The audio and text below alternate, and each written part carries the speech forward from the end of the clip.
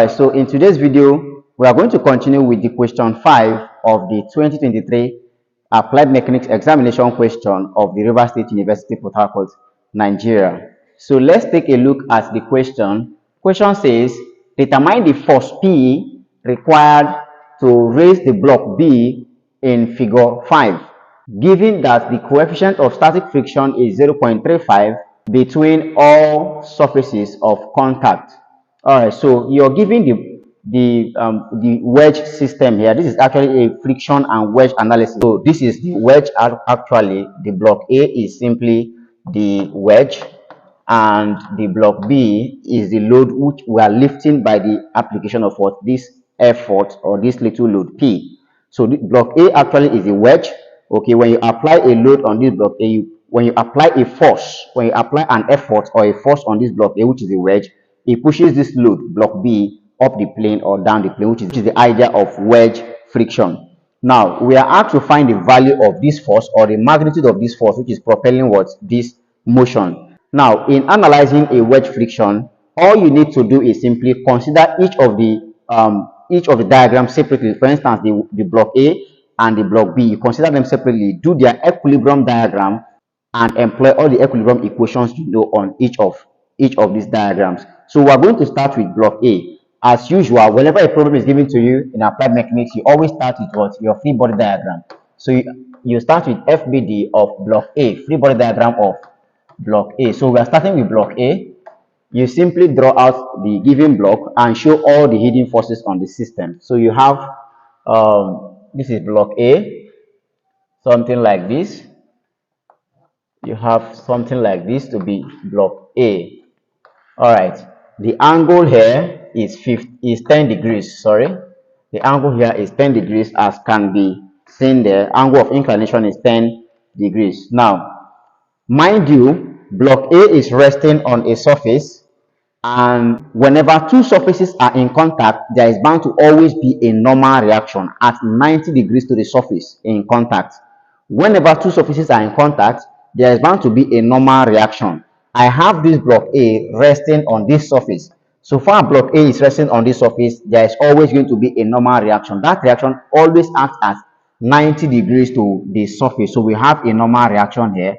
Call this normal reaction N1. It is always at 90 degrees, as can be seen, to this surface. So whenever two surfaces comes in contact, there is always a normal reaction. Similarly, we have a force P here. So you indicate there's a force here, a horizontal force here, and the magnitude is P, unknown. And also, we have block B resting on block A. They are making contact at this point. They are making contact at this surface, okay? Block B and block A are making contact at this surface. And I've already said, whenever two surfaces come in contact, there is always bound to be what? A normal reaction. So you put in the normal reaction, always it must be at 90 degrees to the surface. So we have this normal reaction at 90 degrees to the surface, as can be seen here. So this is at 90 degrees to this surface. So call this normal reaction N2. All right, we can take this off. Okay, so this is the free body diagram, but it doesn't end there. Now, on application of this load P, if you apply this force on this wedge or block A, what happens is that this force causes block A to move to the left, because this force is directed there to the left. Okay, so we can analyze that over here now. This force is directed to the left, so which means it will cause this block A, okay, this is block A, it will cause block A to move to the left, which means the motion of block A is moving towards the left. And remember the idea of friction. Friction simply means an opposite force or an opposing force. So if I am moving to the left, then there is a force that will oppose my motion. That force will move to the right. That force is called a frictional force.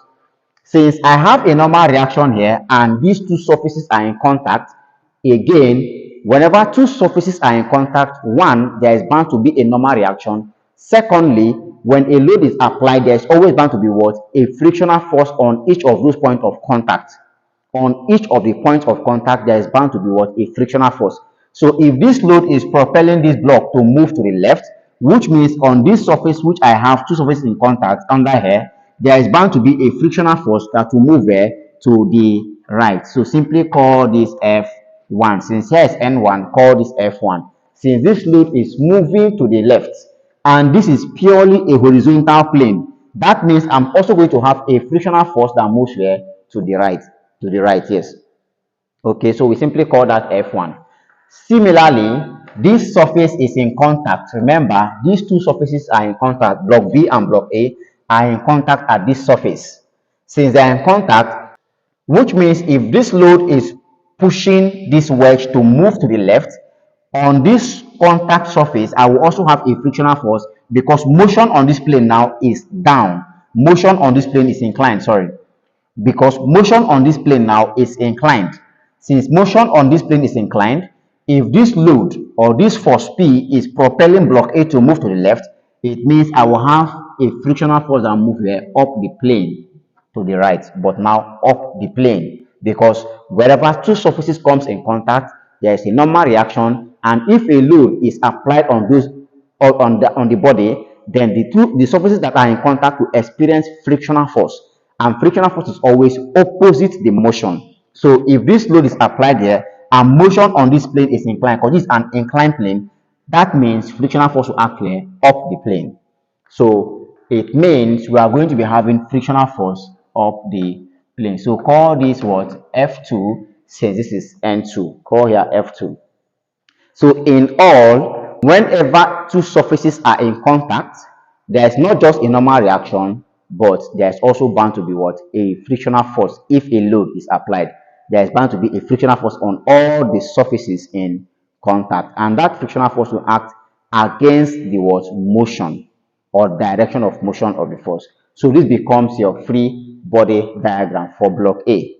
Now, all you need to do is simply employ your equilibrium equations. What are the equilibrium equations? I've done lots of videos covering equilibrium equations from beginning of applied mechanics down, from two-dimensional force analysis down to shovels and bending moments, down to friction and wedge. I've covered all of that, so you can do well to watch all the videos for proper understanding. So you simply employ equilibrium equation. So from equilibrium equation,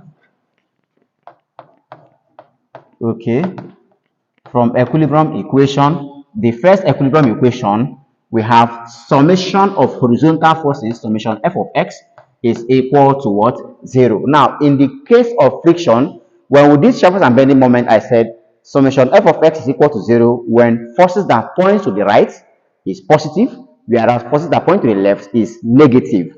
But in the case of friction, it is not so. In friction, force is always positive in the direction of motion. So if the direction of motion is to the left, then every force that points to the left is what? Positive, because at that point, all the objects are moving in favor of what? The force. So which means forces that point to the right becomes negative. So that's the difference between friction and the normal, maybe shovels and bending moment, which we talked about earlier. So summation f of x is the first equilibrium force. Summation of all horizontal force is equal to 0. Now we are going to consider force that moves in the direction of motion to be positive. And we know that what is actually causing motion on block A is this force P.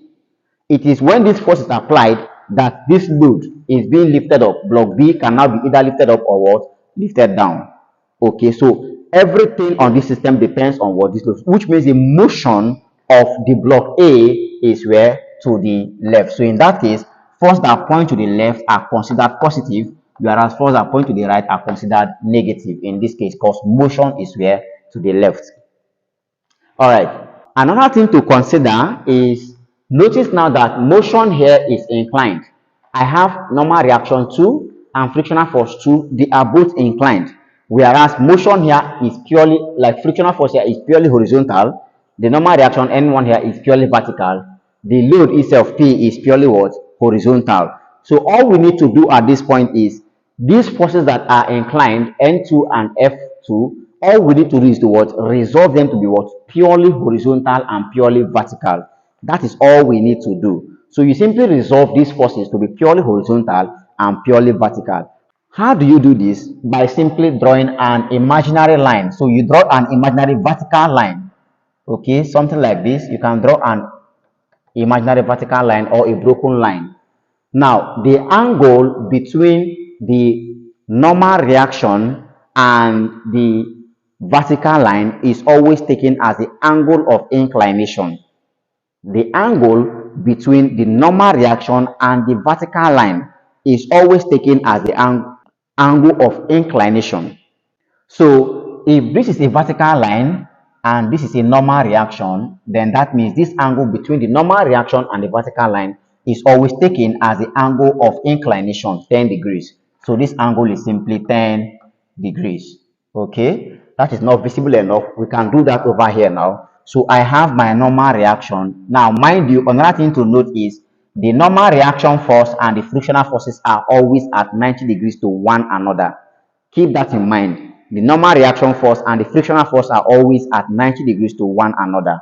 So I have the normal reaction force, I have the frictional force. They are always at 90 degrees to one another. Call this is F2.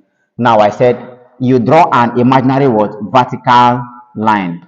Something like this. Okay, you can also make this horizontal. So you have now, this is y-axis and this is what your horizontal. So this has now automatically become what? A vertical and a horizontal plane. So which means I can now resolve this normal reaction which is inclined to be vertical and what? To be horizontal. Same thing with the frictional force. I can resolve frictional force to be what? Vertical and to be horizontal. Then I said the angle between the normal reaction and the vertical line is always taken as the angle of inclination, 10 degrees. So indicate that here, 10 degrees. So if here is 10 degrees, remember angle of the quadrant is 90 degrees. That means from here to here alone is simply what? 80 degrees. Similarly, the normal reaction and the frictional force always makes an angle of 90 degrees to one another. Keep that in mind.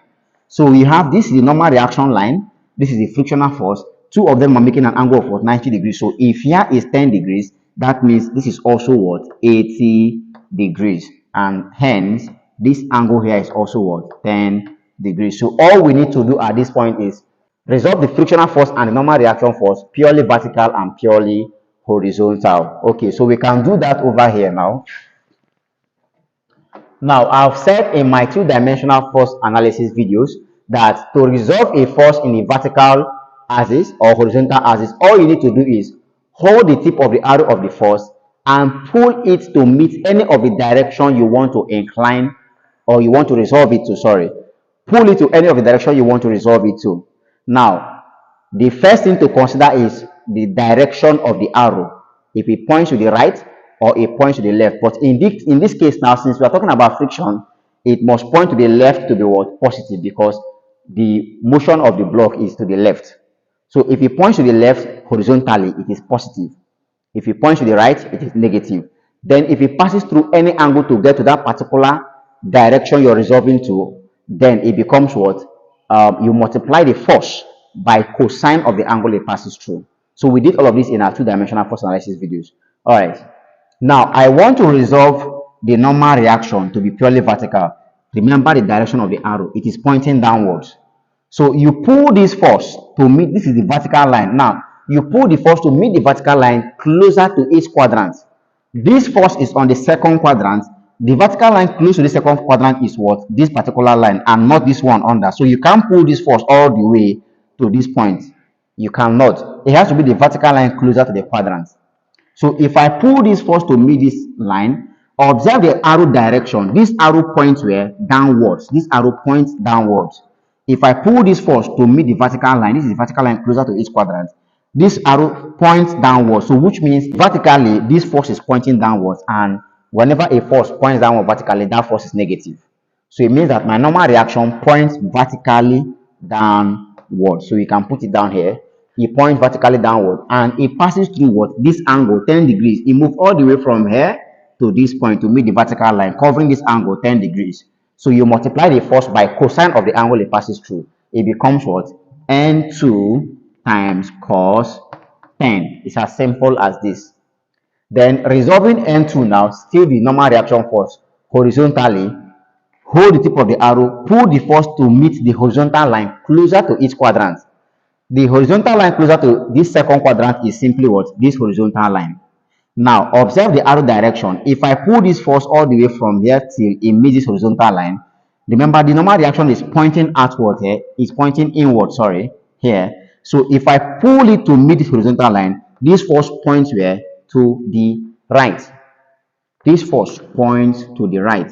something like this, because the arrow sign is here. So if I pull this force till it meets with this line, this force points to the right. So you have something like this. Force is pointing to the right. And it moves all the way from here to this point, covering this angle 80 degrees. So you simply multiply the force by what? Cosine of the angle it passes through. Hence, you have N2 cos 80. So this is now the vertical and horizontal resolution of what? The normal reaction force. Same thing for the frictional force. Hold the tip of the arrow of the frictional force and pull it. Now, I want to resolve this force horizontally. Okay, so you pull it to the horizontal component closer to each quadrant. This force is on the first quadrant. The horizontal component closer to this quadrant is simply what? This particular one here. So you pull this force, observe the arrow direction now. If I pull this force all the way till it meets this horizontal line, this force, observe the arrow direction, it points to the right. This force points to the right. So I have this force pointing to the right. And it moves all the way from here to this point, covering this angle 10 degrees. Since it covers 10 degrees, then you multiply the force by what? Cosine of the angle it passes through. Hence, you have this to be what? F2 cos 10, always multiply by cosine of the angle it passes through. Now, resolving this force vertically, still the same thing. Hold the tip of the arrow of the force, pull it to meet the vertical line closer to each quadrant, which is this particular one now in this case. Observe the arrow direction. This force still points where? Vertically upwards. It points vertically upwards and not downwards. So you have this force pointing vertically upwards. Okay, so I'm bringing it down because I can't draw it here. Okay, so you have this force pointing vertically upwards when it gets to this plane. The arrow is pointing out, so on getting to this plane, it points where? Vertically upwards. And it moves all the way from here to this point, covering this angle 80 degrees. So which means it becomes what? F2 times cos 80. You have this. So you have now successfully resolved these two forces, the normal reaction force and the frictional force to where? You resolve them to horizontal and vertical components. Now everything on the plane are purely what? This is purely vertical, purely horizontal, purely horizontal. Everything now are purely vertical and purely horizontal. You can now employ this equation. So summation f of x, this is now the direction of motion. Every force that points to the left must be positive. So which means frictional force must be negative. And that will tell you that frictional force in this case now will point to where? Will point to the right. Because if motion is positive in the direction of force, then frictional force should be what? Negative, because it opposes what? That motion. But let's sum them up now and see. So we have force P, purely horizontal, pointing to the right, positive. You pick it out, P. Then you have frictional force F1 pointing to the right. Are you seeing now that it is negative because it is pointing where? To the right, against the motion. You have minus F1. Also, you have this frictional force F2 cos 10, also a frictional force pointing horizontally to the right. So always your frictional force will always give you what? A negative value, because it is always opposing motion. So since it moves to the right, it becomes negative. So I have minus F2 cos 10. And I have the normal reaction also pointing to the right. So it's negative. You have N2 cos 80. So you have minus N2 cos 80. So the whole of this is simply equal to 0. These are all the horizontal forces we have on that system. Alright, so you have P minus F1 minus, let's obtain what is cos 10 and what is cos 80. So cos 10 is approximately 0.98, so it becomes minus 0.98 F2 minus, let's obtain cos 80. Cos 80 is approximately 0.17, so this becomes minus 0.17 N2 equals 0. Okay, so you can simply say P is now equal to, let's send all of these terms over to this side of the equation. Negative signs cross equal to sign becomes positive. So I simply have F1 plus 0.98 F2 plus 0.17 N2. Okay, but have it in mind that frictional force is always given as the coefficient of static friction multiplied by normal reaction. This is relationship between frictional force and the normal reaction. It is always coefficient of static friction multiplied by the normal reaction. So which means F1 frictional force 1 will simply be what? Mu1 times n1. Similarly, F2 will be equal to mu2 times n2. But let's pause and look through the question. The question says, given that the coefficient of static friction is 0.35 between all surfaces of contact. So which means the coefficient of static friction at all surfaces of contact are what? The same. It doesn't change. So this simply means that mu1 is equal to mu2 and is also equal to what? 0.35. The two coefficients of static friction are what? The same. It doesn't change. So we can now effect that into this equation in place of F1 and in place of F2. All right, so I think I can wipe this portion of the board. I don't need this again. I don't need this part again. Okay, so let's now start from here. You have P is equal to F1, and in place of F1, F1 is, okay, let's do this over here first. So this means that F1 is equal to, we said mu1 times n1, and mu1 is something as 0.35. This becomes 0.35 was n1, where 0.35 stands for what? Coefficient of what? Static friction. Similarly, F2 is also what? Mu2 times n2, where mu2 is still what? 0.35. So you simply have 0.35 times n2 in place of F2. So in place of this F1 in this equation, P equals 0.35 times n1 plus, here we have 0.98 F2, and F2 also is what? 0.35 times n2. So this becomes 0.98 times 0.35 n2. Okay, and finally plus 0.17 n2 plus 0.17 n2. Okay, so P is equal to 0.35 n1 plus, let's evaluate, 0.98 multiplied 0.35. That gives us approximately 0.34. So you have 0.34 n2 plus 0.17 n2. So these two can add 0.34 n2 plus 0.17 n2. We have P to be equal to 0.35 n1 plus, let's add up these two now, plus 0.17.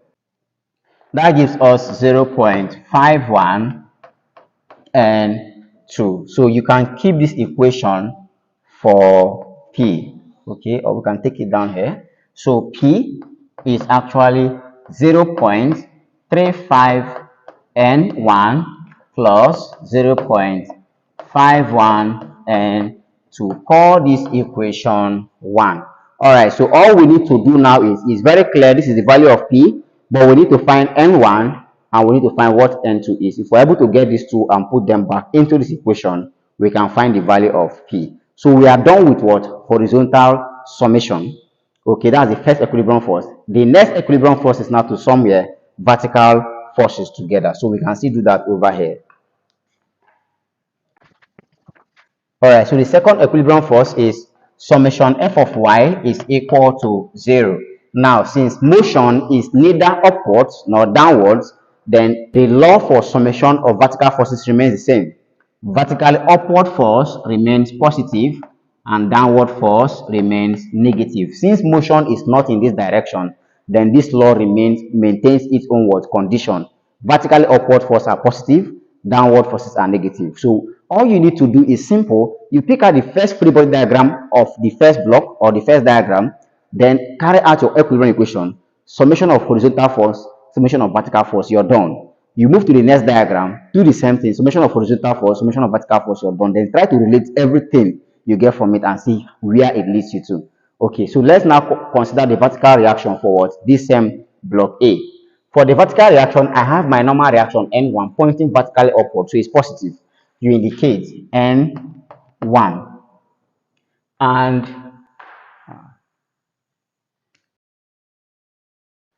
all right, so I'm going to pause the video here and bring back the result we obtained when we resolved N2 and F2 in both vertical and horizontal component. I wipe it over here, so I'm just going to redraw it over there and use it towards use the vertical component to solve over here. So I'm going to pause the video here. All right, welcome back. So earlier we resolved N2 and F2, and we obtained that the vertical component for N2, since they are all inclined here, the vertical component gave us what? N2 cos 10. We did this earlier, and for F2, each vertical component gave us F2 cos 80. So we are now on summation of vertical components, and I said you look at the system, block A in this case now, sum all the vertical components together and equate them to 0. I have N1 pointing upwards. Since it's pointing upwards, it becomes positive. So you simply put down N1. Now, considering this face now, this P is purely horizontal and does not have a vertical component. So you leave it. It's a horizontal component. Then you move over towards here, the normal reaction and the frictional force, which will result over here. So we obtain the normal reaction is pointing where? Downwards.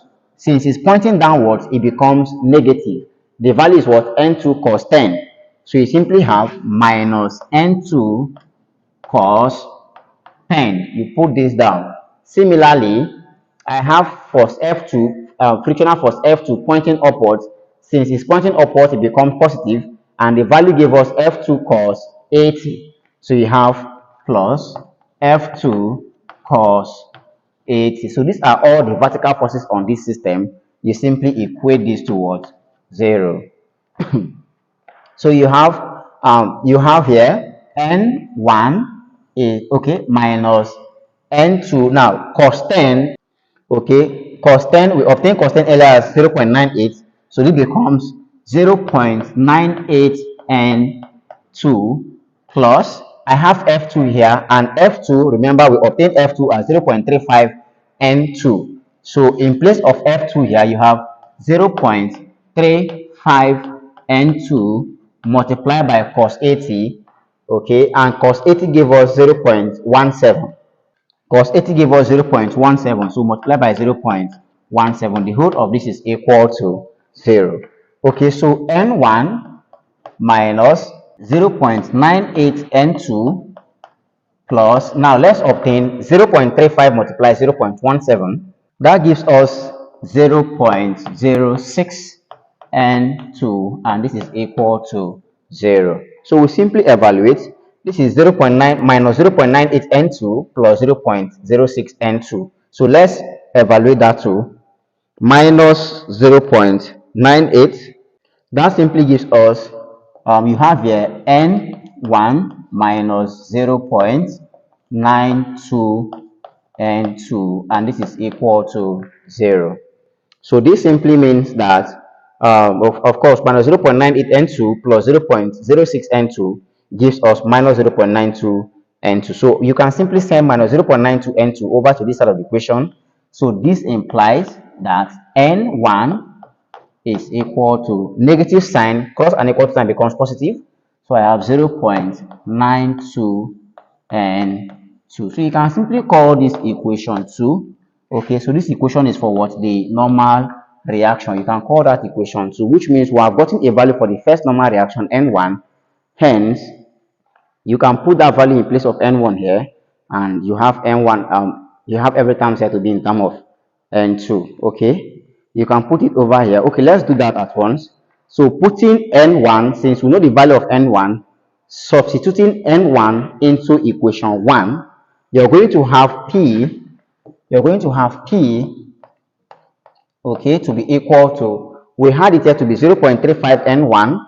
So this is 0.35 N1, but N1 has a value of 0.92 N2. In place of N1, we have 0.92 N2, okay, plus.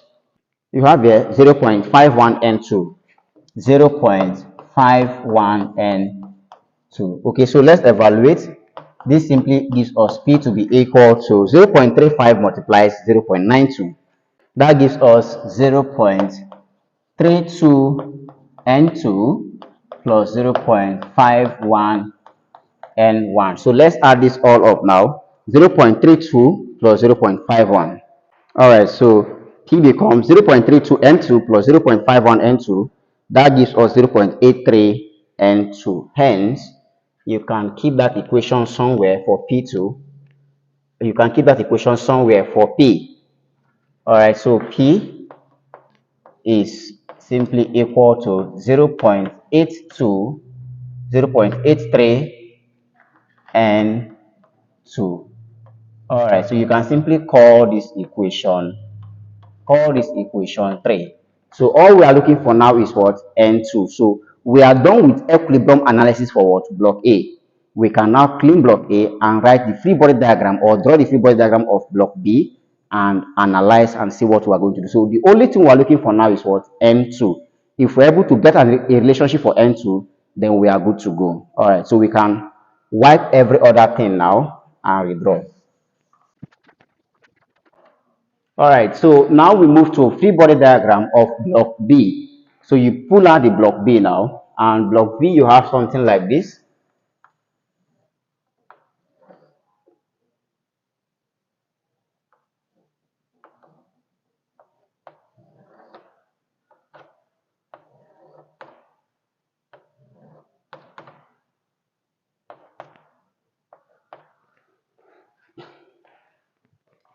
All right, remember you have a weight here of 1000 newtons.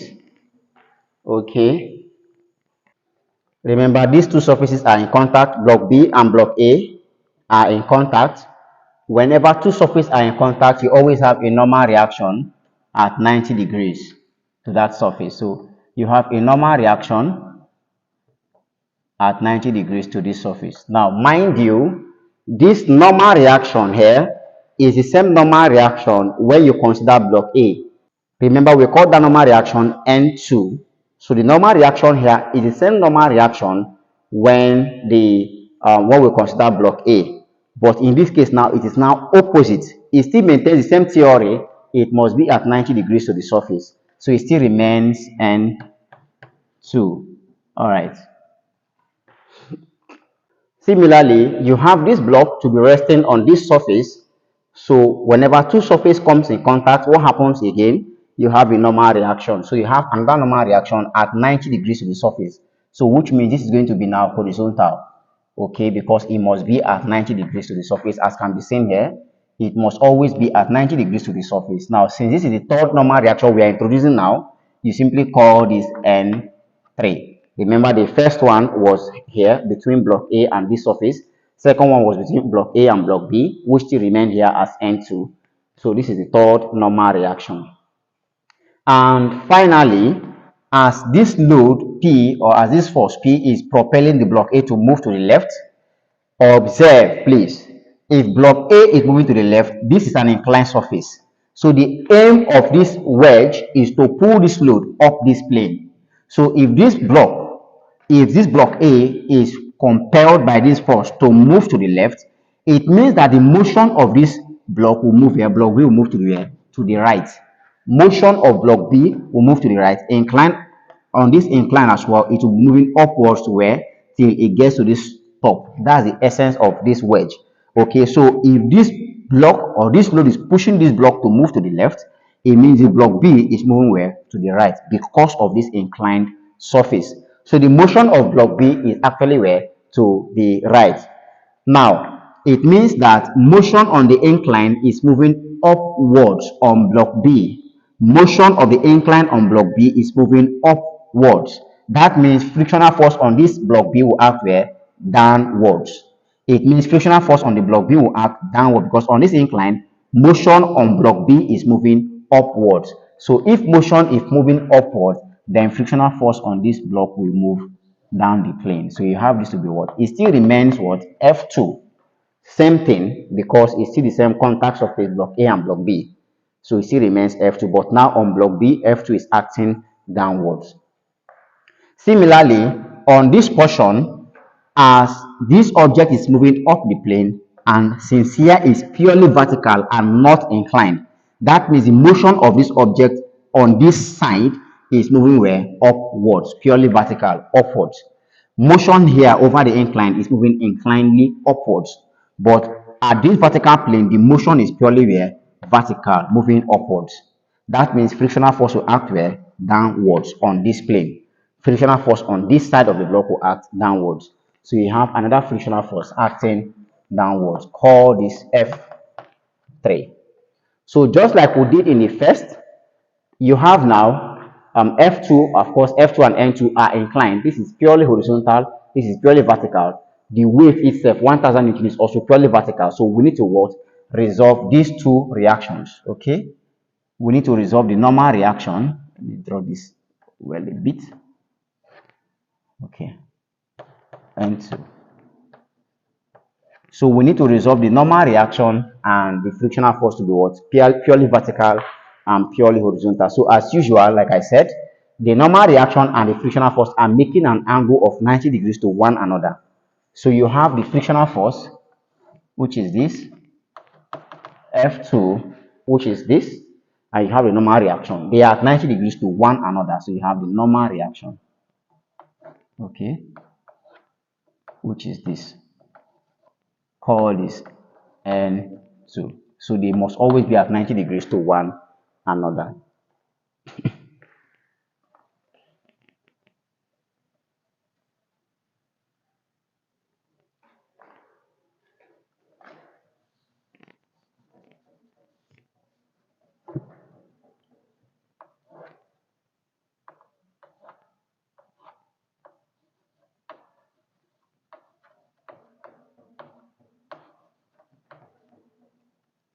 All right, so as usual, I said simply draw an imaginary vertical line. So you can use a broken vertical line for that.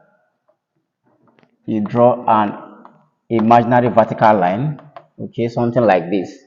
Now, I said the angle between the normal reaction and the vertical line, this is the normal reaction. Angle between normal reaction and the vertical line remains the angle of inclination 10 degrees. The angle between the normal line and the vertical reaction remains the angle of inclination 10 degrees. Similarly, okay, if here is 10 degrees and angle on a quadrant, you can as well do this to automatically convert this to be what? Purely vertical and purely horizontal. So if here is 10 degrees, that means the angle here is 80 degrees. And since the normal reaction and the vertical line makes also, if here is 10 degrees, that means here is also what? 80 degrees. And if here is 80 degrees, that means here is 10 degrees. Okay, let me trace this out a bit. That means this angle here is 10 degrees. Okay, this is F2. All right. So we need to now what? All we need to do is resolve F2 vertically and horizontally, and resolve N2 similarly vertically and horizontally. To resolve F2 now, you already know the rules. Hold the tip of the arrow. I want to resolve this force vertically. I will pull this force to meet the vertical line closer to each quadrant. The vertical line closer to the third quadrant where this force is found is this vertical line. So which means I'm going to pull this force all the way to meet this vertical line. Observe the arrow direction. This force points in this manner, pointing outward. That means if it aligns with this vertical line, it will point where? Downwards. It will point vertically downward. So you have the value of the force. The force points vertically downwards, and it passes through where? This angle. It moves all the way from here to this point, covering this angle 80 degrees. So you multiply the force by what? Cosine of the angle it passes through. That means this becomes F2 times cos 80. Similarly, resolving this force horizontally, hold the tip of the arrow of the force, pull the force to meet the horizontal line closer to each quadrant. In this case, this is the only horizontal line closer to this quadrant. So you pull this force to meet this horizontal line. Observe the arrow direction. This force is pointing out in this manner, which means on getting to this point, it will point to the left. This force is pointing out, which means if you're able to align this force with the horizontal line, it points to the left. So you have the force pointing to the left, something like this. You have the frictional force pointing to the left. All right, and the value, since it passes through this angle 10 degrees, you simply multiply the force by cosine of the angle it passes through. So this becomes what? F2 cos 10. So you have F2 cos 10. So that's the resolution of the frictional force. We'll move now to the normal reaction. This is the normal reaction. If I resolve this force horizontally, hold the tip, observe this arrow direction it is pointing out. If I pull this force to align with the horizontal line, this force points where? To the left. This force points to the left. So you have the force component pointing to the left because the force itself is pointing out. So if you resolve it to meet this line, it points to the left. And since it points to the left, it covers what angle now? It moves all the way from here to this point, moving all the way from here to this point, covering this angle 80 degrees. Covering that angle 80 degrees. So which means you multiply the force by cosine of the angle it passes through. That becomes F2 N2 cos 80. It becomes N2 cos 80. Vertically, you hold the tip of the arrow of the force, pull it till it meets the vertical line. Observe the arrow direction pointing out. That means between the vertical line, it points vertically upward. So you have the force pointing vertically upwards. Something like this. It points vertically upwards. And it moves all the way from here to this point, covering this angle. This angle is 10 degrees. Same thing as here, 10 degrees. So it becomes N2 cos 10 degrees. So that becomes the resolution of what? The normal reaction and the frictional force in both vertical and horizontal components.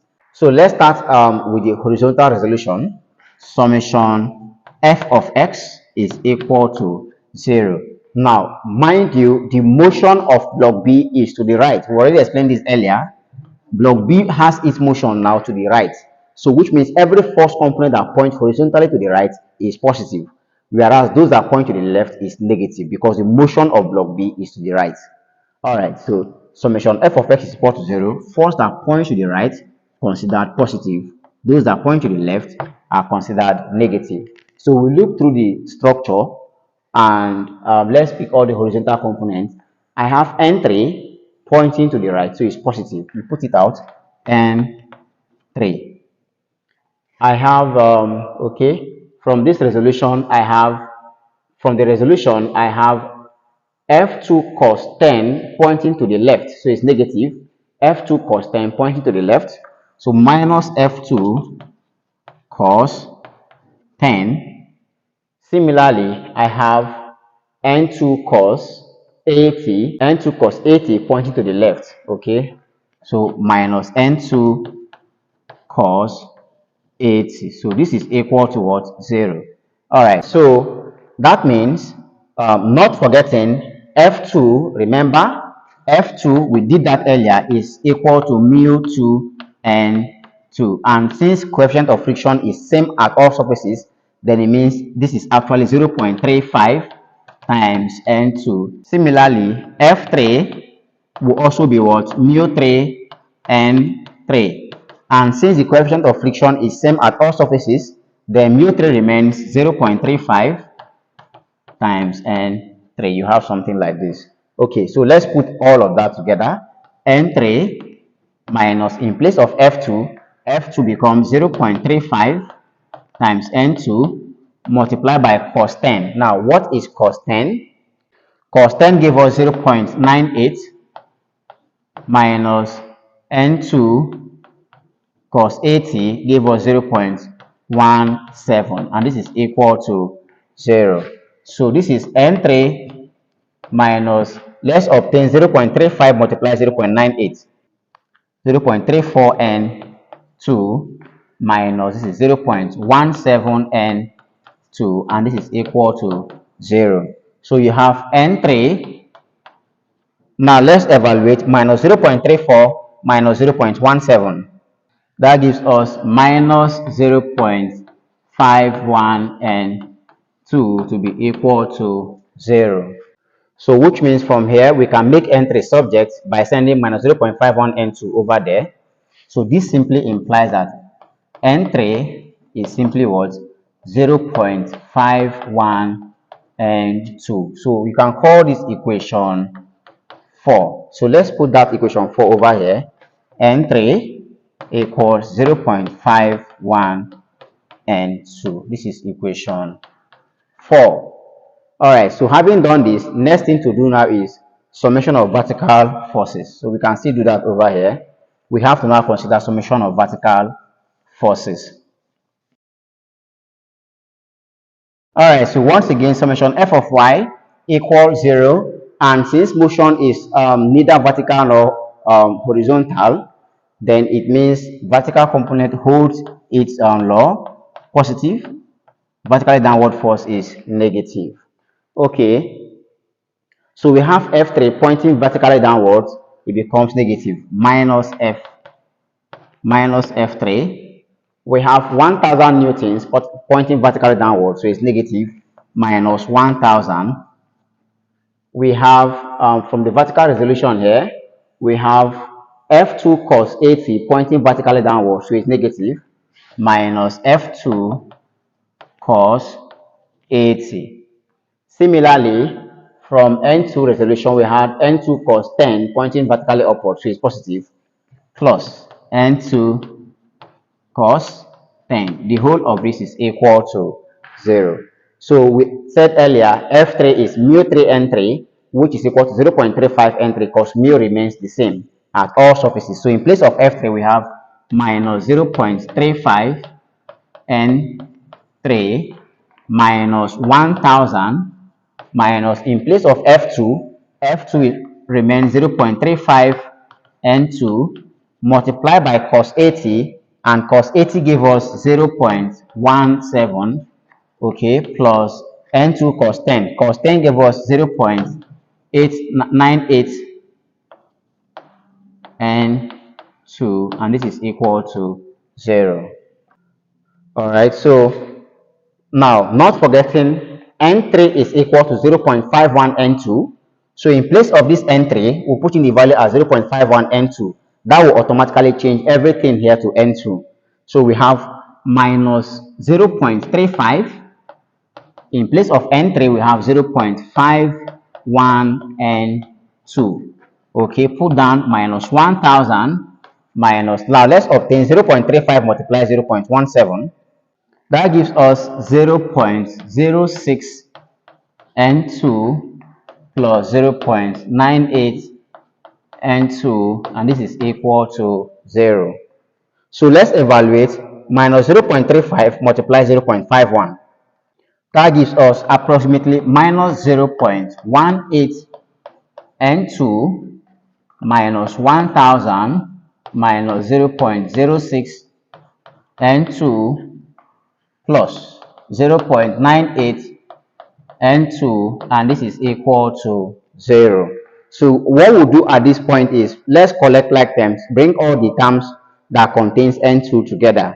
So I have minus 0.18 N2, okay, I have here minus 0.06 N2, I have plus 0.98 N2, then I have minus 1000 here, minus 1000, and this is equal to 0. So we can now evaluate this. So let's obtain minus 0.18 N2 minus 0.06 N2 plus 0.98 N2.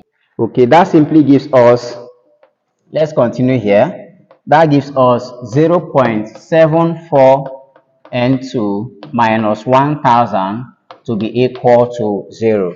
So we can simply say minus 1000 over to this side of the equation. We have 0.74 N2 to now be equal to negative sign, plus an equal to sign becomes positive. This is now equal to 1000. Now we divide both sides by what? Coefficient of N2 to make N2 subject. Therefore, N2 is now what? 1000 all over 0.74. So if we do this, we can now obtain the value of N2, the normal reaction 2. So 1000 divided 0.74, that gives us 1351.4 newtons. Okay, so the normal reaction 2 is simply 1351.4 newtons. So if you have this to be your normal reaction, you can now substitute into equation 3 to find the value of that horizontal force P. So let's do that and see. Substituting that into equation 3, we can now find the value of P, which causes what? The motion. So P is equal to 0.83 multiplies N2, and N2 is 1351.4. Okay, so this simply implies that the value of P is simply equal to, that gives us 1121.7 newtons. Okay, so this is now the value of P, which is required to raise the block B in figure 5. That's the value of P, 1121.7 newtons. All right, guys, so that's it on question 5. In the next video, I will see you on question 6. Thanks and cheers.